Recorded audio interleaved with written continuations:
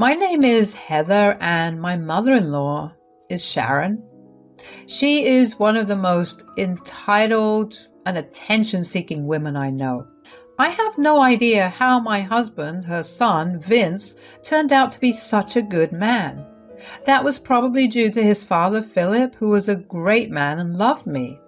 But Vince and Philip were both doormats when it came to Sharon.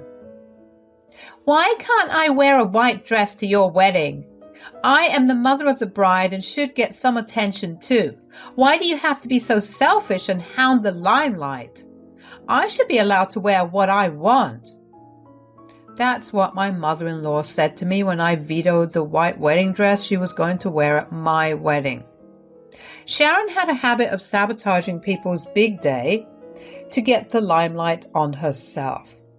When people criticize her, she starts to cry and victimizes herself so that she is forgiven. Yes, she is a narcissist, but she refuses to get checked. Vince and Philip ignore her because they think it's less drama that way. So, Sharon got a free pass to harass me and everyone else in her life. After sabotaging my big days and relationship milestones, she was now attempting to wear a white, sparkly wedding dress to my wedding to Vince. Yes, it was from a bridal boutique, and yes, she actually bought that thing without consulting anyone.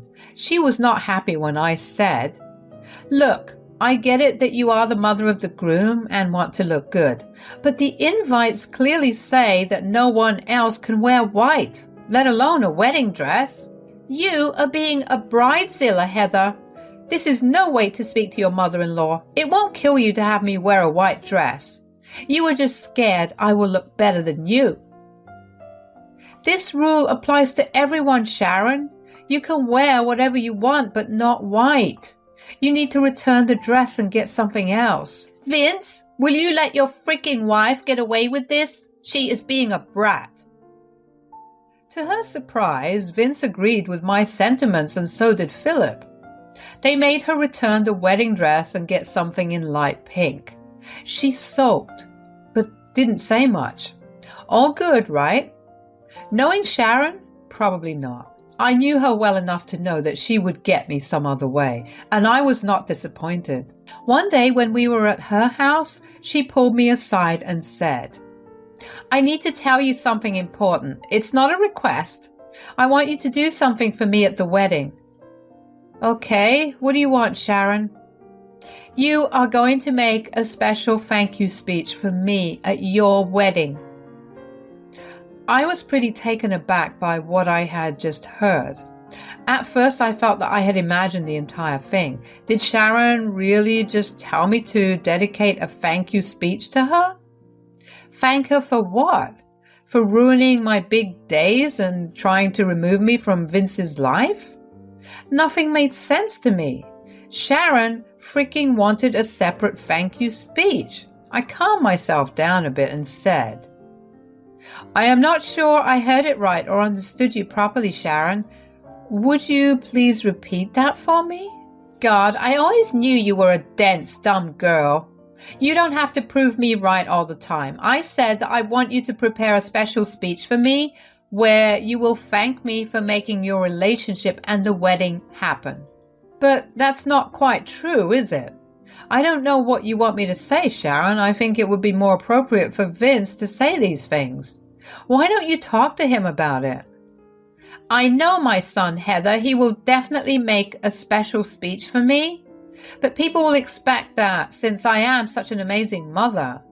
It needs to come from you because people won't be expecting it.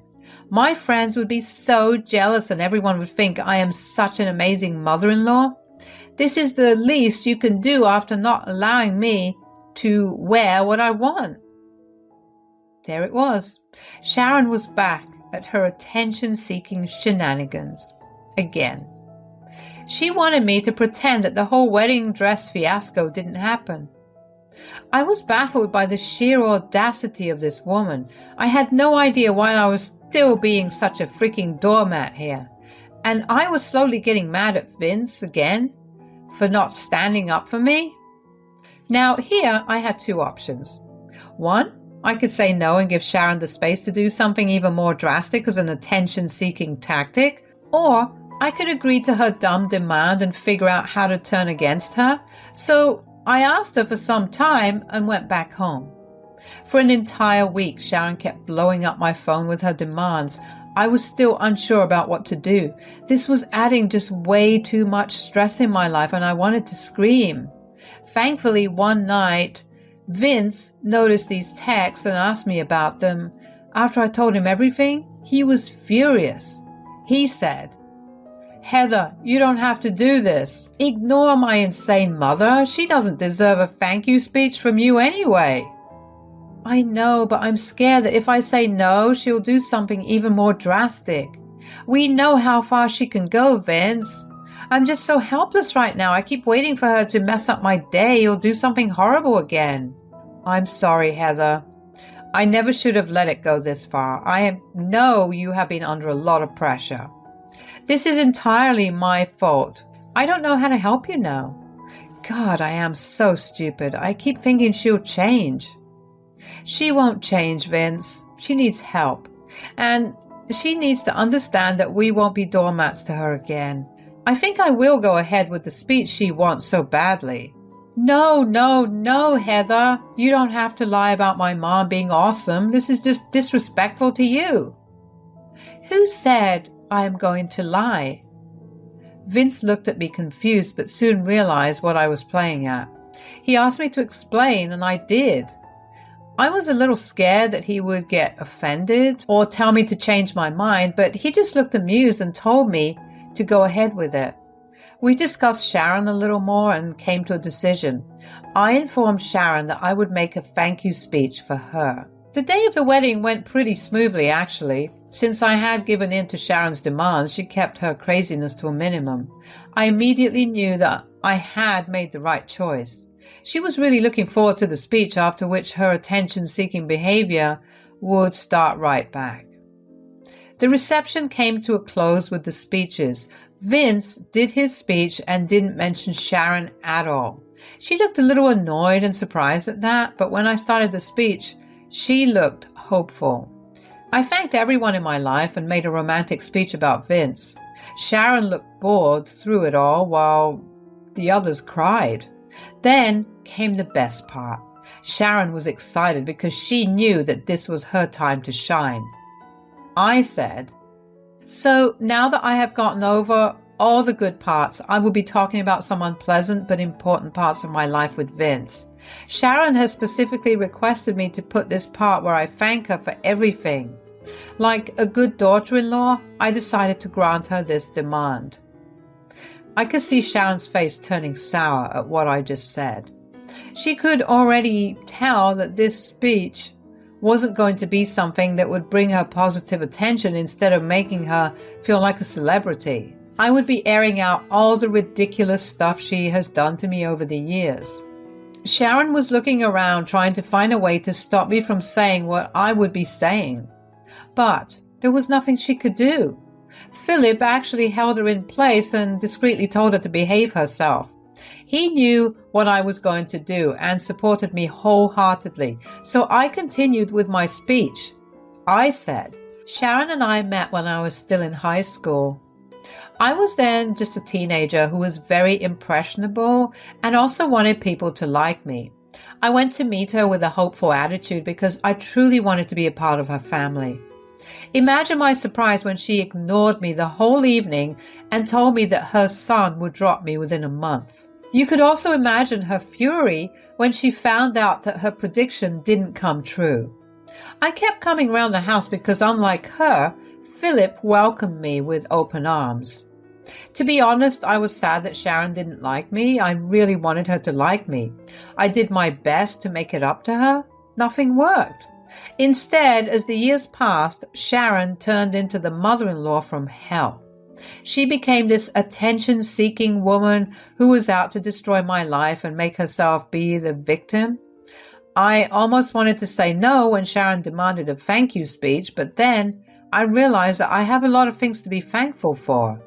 So, Sharon, here it is. Sharon, thank you for hiding Vince's car keys and pretending to be sick on our first anniversary. Thank you for fat shaming me on my graduation and calling me an ugly pig. Thank you for trying to make Vince dump me when I couldn't get into my dream college. Thank you for faking an accident when Vince and I had our 5th anniversary. Thank you for insulting me and making me cry in front of my friends at my college graduation. Thank you for trapping Vince by faking a heart attack when we were about to go on our Hawaii trip. Thank you for hiding my engagement ring and praising yourself for miraculously finding it back. Thank you for destroying the cake at my engagement party. And yes, I have proof you did it. And thank you for trying to wear an expensive wedding dress to my wedding because you wanted to look better than me. Well, want to know why I'm thanking you? It's very simple, Sharon. Every time you hurt me and made my day all about yourself, I understood how vain and shallow you are. Dealing with me made me learn to be patient and grow a thick skin. Your antics made me see how weak you are as a person and how strong I am to tolerate you. And all these actions over the years finally made my dear husband Vince decide to cut off for good. I wouldn't have gotten rid of you if you hadn't been so damned obvious that you will continue this behavior. So thank you, Sharon. Thank you for finally helping yourself out of my life. I said that and closed my speech. All the guests were shocked, while some looked pissed. I'm sure most of them already knew about Sharon's attention-seeking behavior, but didn't think it would be this bad, and the fact that neither Philip nor Vince protested also said a lot about what is true and what is not. People were looking at her with a disgusted look on their faces. Most family members were shaking their heads because they knew about her antics already. Sharon found herself smack dab in the middle of the room being judged by people silently. After a few seconds, she couldn't take it anymore and her real demon self came out. She stood up and started to shout at me. She said, "You witch! How could you humiliate me at my son's wedding like this? How could you do this? Just how you stole my attention on my special days and ruined all the milestones in my life. If you can do it, why can't I? Besides, you asked for this, Sharon. You told me to thank you, and so I did." Lies. These are all lies. People, she is lying to all of you guys. She's just an attention-seeking witch who hates me. All she said were lies. This is trying to ruin my reputation. My guests already didn't believe a word that she was saying. My friends and even some of my colleagues knew about her antics, and some have seen it in person.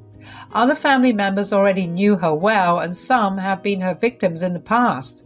Her own sister especially was casting her some really nasty glares. Sharon was trying hard to convince everyone that my stories were fabricated. I didn't even have to defend myself, guys. Philip and Vince stood up for me. They said, "Mom, are you seriously calling my wife a liar? I was there when all this stuff happened. I was the one whose attention you wanted most of the time. How can you say Heather is lying?" Sharon, you need to own up to your mistakes and take responsibility. Most of the people here have seen your behavior up close. Almost everyone knows that what Heather said is true. The rest you don't know. Know it today. How dare you two take Heather's side? She did all to humiliate me, and all you were doing is supporting her. She shouldn't have aired our dirty laundry in front of everyone. She did this on purpose. Of course she did this on purpose, Mom. You are the one who demanded and hounded her to write a thank you speech for you. So she made the best of the situation. She told everyone how your ridiculous behavior helped her. Did you expect her to actually fabricate her stories and make you look good? Sharon didn't have an answer to that question, so she resumed throwing insults at me and demeaning me in front of everyone. She thought that by pointing out my flaws, she would make herself look better. Well, newsflash, Sharon. People don't enjoy that shit anymore. What Sharon was doing horrified them and made them madder. Philip and Vince were fuming. Vince said, "That's enough, Mom. You needed to shut up or leave the venue. I have had enough of you today. You insulted my wife for years and didn't even spare her at her own wedding. Look what you are doing now." "Don't speak to me like that, Vince. Your wife has insulted me in the worst possible way. And you are taking her side. This is unacceptable. She just wants to be the center of attention and put me down to make herself look good. How could you tolerate this, Vince?" "None of what you said is true, Mom. I have seen your text to Sharon demanding her to include you in a thank you speech. I know you wanted to steal the limelight today. You won't even accept your mistake, Mom. I have nothing to say anymore. I have defended you even when you were in the wrong. I am not doing that anymore. Heather wasn't lying when she said that I wanted to go no contact with you. I am telling you that in person and front of everyone right now. I am done." Now, this alarmed Sharon to a great extent. Her eyes bulged out and she looked like she was about to have a panic attack. I sarcastically thought it was great that she was turning my wedding into a drama night, but I also had some blame for it. What could I do when Sharon was up my butt making stupid demands that would only hurt her own image? Not that people didn't know her real face, but still, Sharon herself brought this spectacle. Now, she was not at all happy with all the negative attention she was getting. You win some, you lose some, I guess. Sharon won the attention but lost her dignity and her son in the process. She was still delusional, of course. She said, "Vince, you can't just say things like that without meaning it. It's hurtful and horrible, and I am not saying this to hurt you, Mom. I'm serious about this. I can't tolerate your drama anymore. I am done with you. After today, I don't want any contact with you. And if anyone tries to convince me otherwise, they will be blocked too." Vince, don't make rash decisions like that. You can't stop talking to me. I'm your mother. You can't be so ungrateful and abandon me. Oh God, it's not even a full day since you were married and Heather has already taken you away from me. Everyone, are you seeing this? Can you see what a master manipulator Heather is? There it was, the same shit again, blaming me for all the drama my dear mother-in-law brought into her own life. For years, I put up with her horrible behavior because I thought that there was no other way. But now, I had my husband's full support in cutting her toxic presence out of our lives. This knowledge made me feel at least a little better about my situation now. Meanwhile, Sharon's good days were about to end. She was going to face some real consequences for her behavior instead of having people coddle her. And the fallout was definitely becoming even more epic. Vince was almost red in the face from the stupid accusations that Sharon was throwing at him. But before he could get into another argument with Sharon, Philip spoke up. Yes, this demure man who preferred to stay the heck away from his wife and her drama decided to put himself smack dab in the middle of it. What he said was truly shocking.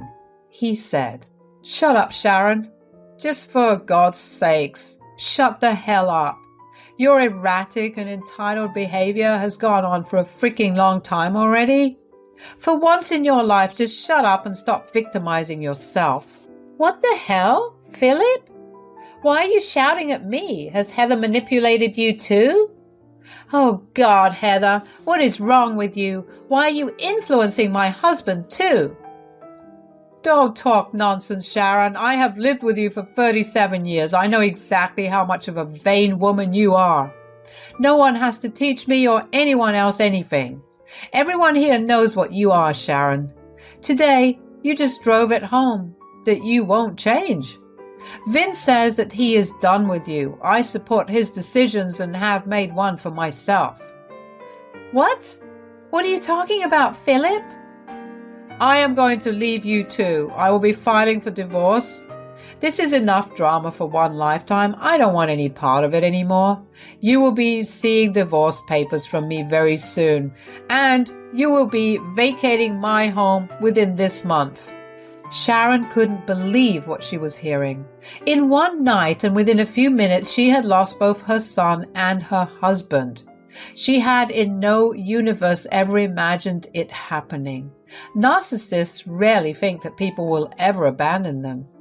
This woman was all kinds of insane anyway. Since Vince and Philip never really stood up to her, she thought that she could push their buttons and never face any backlash. Well, she was wrong again. My husband already proved that he had a spine of steel, and now Sharon's husband showed it too. Sharon finally realized that she had messed up big time. At first, she couldn't believe Philip's words. She said, "You want to leave me? Over that witch Heather? Over a stupid freaking speech? Are you insane, Philip?" "No, I am not insane, Sharon. You are the insane one here. I have given you multiple chances over the years to amend your behavior and change yourself.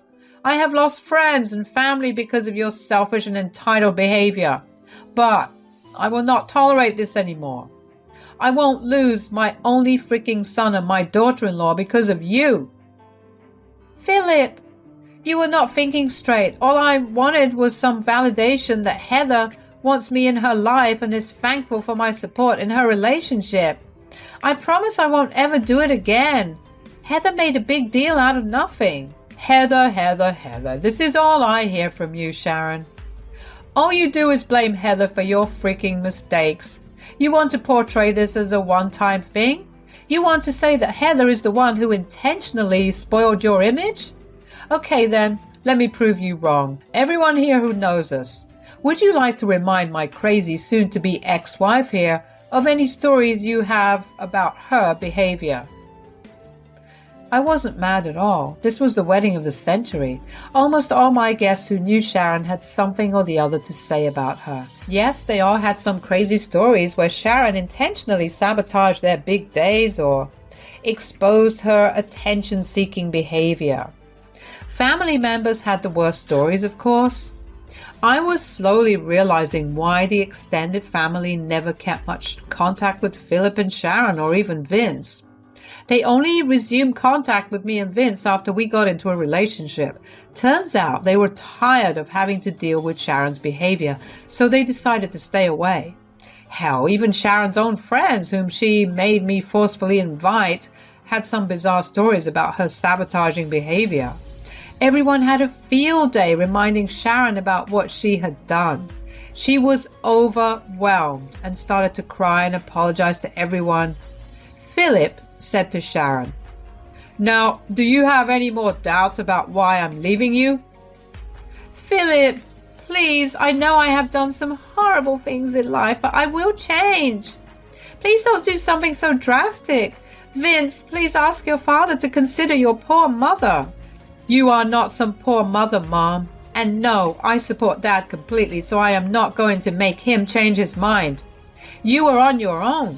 Sharon was stuck apologizing to the crowd while also begging and pleading with both Vince and Philip for forgiveness. The guests were disgusted at her and her antics. She even tried to ask me for forgiveness, but I just moved away from her. In the end, everyone's words became too humiliating for Sharon to handle, so she cried and ran out of the venue. No one went after her. After her departure, our party continued as usual. The reception was almost done, so it's not like any part of my wedding got spoiled. The guests didn't mind the drama, and neither did I.